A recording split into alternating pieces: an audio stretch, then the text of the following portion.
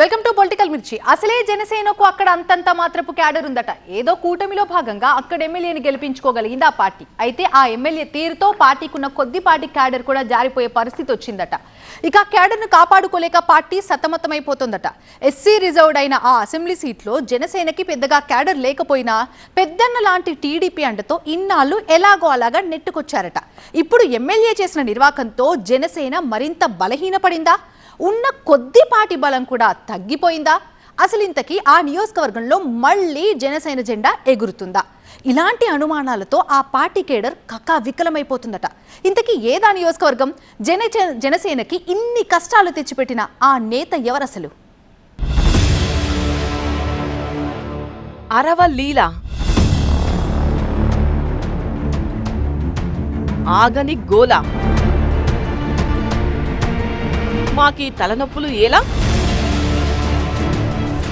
Janasena cadre నిట్టూర్పులు. Railway కోడూరులో party పట్టాలు తప్పుతుందా? తిరుపతి జిల్లాలోని రైల్వే కోడూరు అసెంబ్లీ నియోజకవర్గం ఎస్సీ రిజర్వ్డ్ స్థానం. కూటమి పొత్తులో భాగంగా అక్కడి నుంచి జనసేన ఎమ్మెల్యేగా అరవ శ్రీధర్ గెలిచారు. అయితే ఈ మధ్య కాలంలో ఎమ్మెల్యే అరవ శ్రీధర్పై వచ్చిన లైంగిక వేధింపుల ఆరోపణలు తెలుగు రాష్ట్రాల్లో కలకలం రేపాయి. బాధిత మహిళ బయటకొచ్చి వాళ్ళిద్దరి మధ్య ఉన్న బంధం అంటూ వీడియోలతో సహా బయటపెట్టడంతో అది హాట్ టాపిక్ గా మారిపోయింది. ఈ రచ్చ తర్వాత రైల్వే కోడూరు జనసేన శ్రేణులు అయోమయంలో పడిపోయాయట. అరవ శ్రీధర్ ఇష్యూతో పార్టీ కేడర్లో అసహనం పెరిగిపోయిందట. అరవ శ్రీధర్ వ్యవహారంతో అక్కడి స్థానిక నాయకత్వంపై జనంతో పాటు జనసేన కార్యకర్తలకు కూడా నమ్మకం సడలిపోయిందట. ఇది కాస్త కొత్త అనుమానాలు, సందేహాలను తెరపైకి తెచ్చిందట. అసలు రైల్వే కోడూరులో జనసేనకు ఉన్న బలమెంత?